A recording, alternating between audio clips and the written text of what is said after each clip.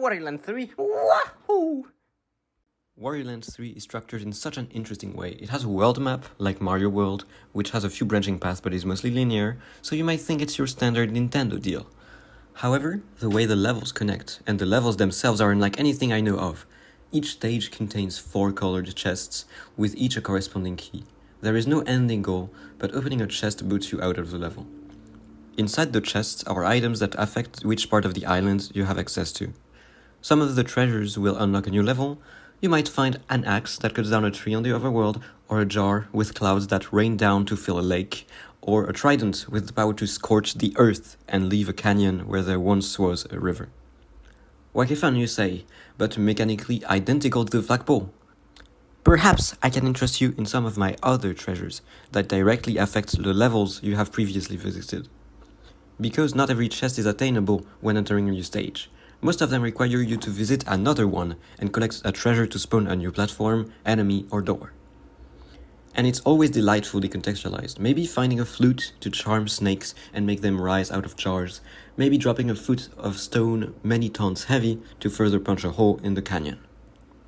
Some treasures also upgrade your Wario, but the upgrades are boring. They're either moves Wario normally has, like ground pound or swimming, or upgrades to break specific blocks.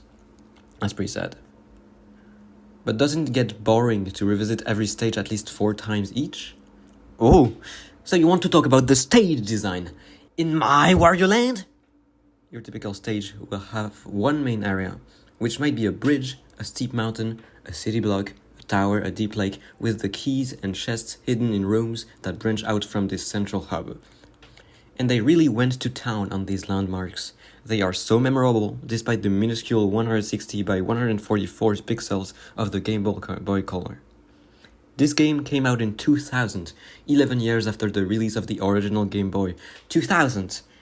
The same year as Majora's Mask, 1 year before GBA and GameCube. It truly seems like an overcompetent team got to cram as much charm in this tiny package as they could.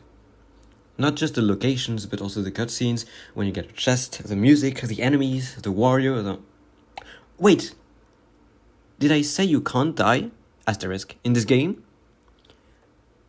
When getting hit, you do not take damage, but instead get knocked back and have to work your way through a short section of the level one more time, or some enemies instead give you superpowers.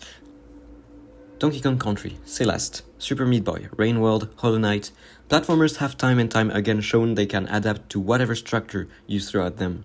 And once again, with Wario Land 3, a different way to run and jump, a different one. It's a different one. It is, yes. Wario does understand, though, that the platforming is kinda basic and boring, and the controls are meh despite Wario's fancy slide move and the dash jump. These matter a lot in platformer.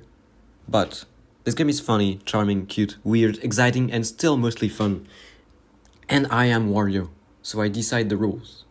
Which is why Wario is feeling a strong 3 to a light 4 out of 5 on this one. Transition. Wario Land 3 is my second greatest achievement. I give it a 2 out of 3 recommendation rating. Not influential, not astonishing, just a fun and memorable time. There's so much more I could tell you, however